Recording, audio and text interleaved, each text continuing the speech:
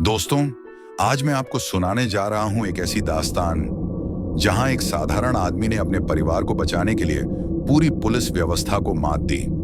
यह कहानी है विजय सालगांवकर की, एक ऐसा आदमी जिसने फिल्मों से सीखे सबक से रचा सदी का सबसे बड़ा अपराध भ्रम।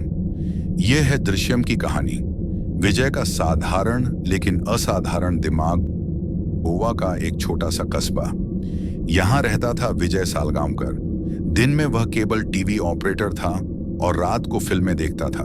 लेकिन फिल्में उसके लिए मनोरंजन नहीं बल्कि गुरु थी। वह हर फिल्म को ऐसे देखता जैसे कोई अपराध विज्ञान की किताब पढ़ रहा हो।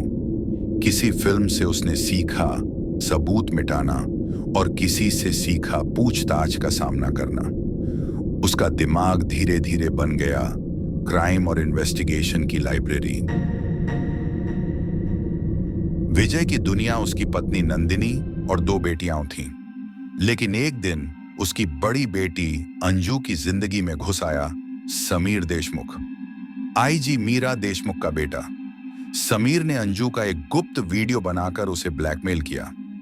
अगर मेरी बात नहीं मानी तो यह वीडियो सबको दिखा दूंगा, डरी हुई अंजू ने अपनी मां को बताया। नंदिनी की आंखों में डर और गुस्सा दोनों थे। रात को जब विजय घर से बाहर था, वह पास के गांव में एक डिश रिपेयर करने गया था। समीर सीधे उनके घर आ पहुंचा।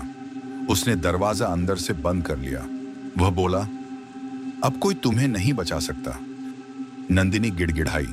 अंजू कांप रही थी। समीर जबरदस्ती करने लगा। तभी नंदिनी ने पास पड़ा लोहे का रॉड उठाया और उसे धक्का दिया। संघर्ष में समीर का सिर दीवार से टकरा गया।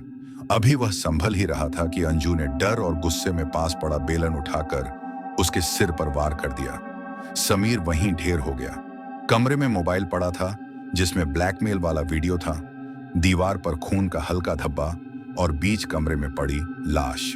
कुछ देर बाद विजय लौटा। उसने शव देखा और सब समझ गया। नंदिनी रोते हुए बोली, विजय, हमने उसे मार दिया। अंजू चीख पड़ी, पापा, वो हमें बर्बाद कर देता, मैंने उसे मार दिया। विजय ने शव की ओर देखा और बोला, अब ये हमारी जंग है पुलिस से। विजय जानता था कि अब फॉरेंसिक साक्ष्य को मिटाना जरूरी है। अगर पुलिस को शव या खून का सबूत मिला तो परिवार बर्बाद हो जाएगा। उसने सबको शांत किया।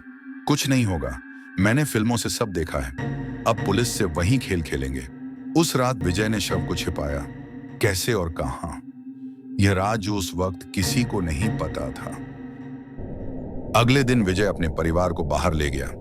लेकिन यह पिकनिक नहीं थी, यह थी प्रीमेडिटेड अल्बी कंस्ट्रक्शन। होटल में खाना, थिएटर से टिकट खरीदना, पेट्रोल पंप की रसीद लेना, दुकानदारों से बातचीत करना।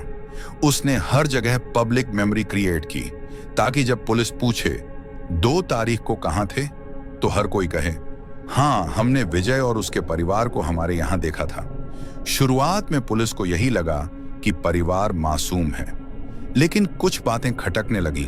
हर सदस्य ने बिल्कुल एक जैसी कहानी सुनाई। असली याददाश्त में छोटे फर्क होते हैं। यह रिहर्स्ड मेमोरी का संकेत था।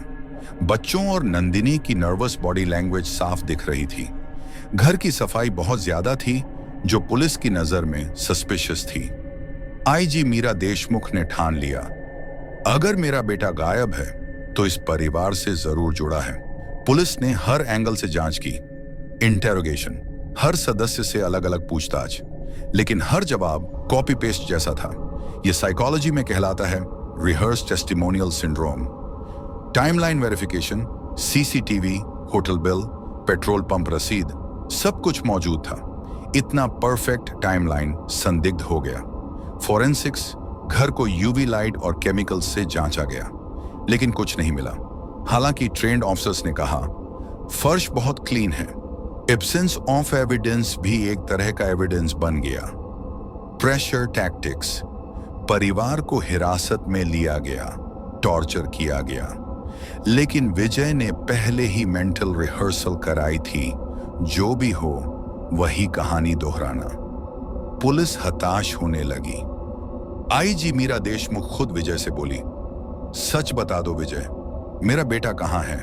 विजय शांत स्वर में बोला, मैडम, अगर आपके बेटे ने गलती की थी तो उसे उसकी सजा मिल चुकी है। अब आप चाहें जितना कर लीजिए, सच आपको कभी नहीं मिलेगा। पुलिस की सबसे बड़ी दुविधा थी, अगर हत्या हुई है तो शव कहां है? यही विजय ने दिखाई अपनी साइंटिफिक क्रिमिनल माइंड। नदी या जंगल में शव छुपाने पर फॉरेंसिक आसानी से डीएनए निकाल लेता। खेत या जमीन में गाड़ने पर इंसेक्ट एक्टिविटी सब बता देती। लेकिन विजय ने शव छुपाया कंस्ट्रक्शन साइट में। उसे पता था यहां नया पुलिस स्टेशन बनने वाला है। उसने शव को नीम के गड्ढे में दफना दिया। कंक्रीट और सीमेंट ने उसे हमेशा के लिए सील कर दिया। गैसें बाहर नहीं निकल पाईं, डिकम्पोजिशन रुक गई और फोरेंसिक सबूत हमेशा के लिए मिट गया। कुछ महीनों बाद नया पुलिस स्टेशन खड़ा हो गया और उसके नीम के नीचे हमेशा के लिए दफन रहा समीर का शव। पुलिस अपने ही ऑफिस में बैठकर अपने ही आईजी के बेटे की लाश के ऊपर से केस की फाइलें पलट रही थी। लेकिन सवाल हमेशा रहेगा, क्या यह परफेक्ट क्राइम था या सिर्फ एक परफेक्ट इल्यूजन? कानून कहता है कोई भी अपराध 100% परफेक्ट नहीं होता, लेकिन विजय ने परसेप्शन, साइकोलॉजी और साइंस को मिलाकर ऐसा इल्यूजन बनाया जिसे पुलिस कभी तोड़ न सकी।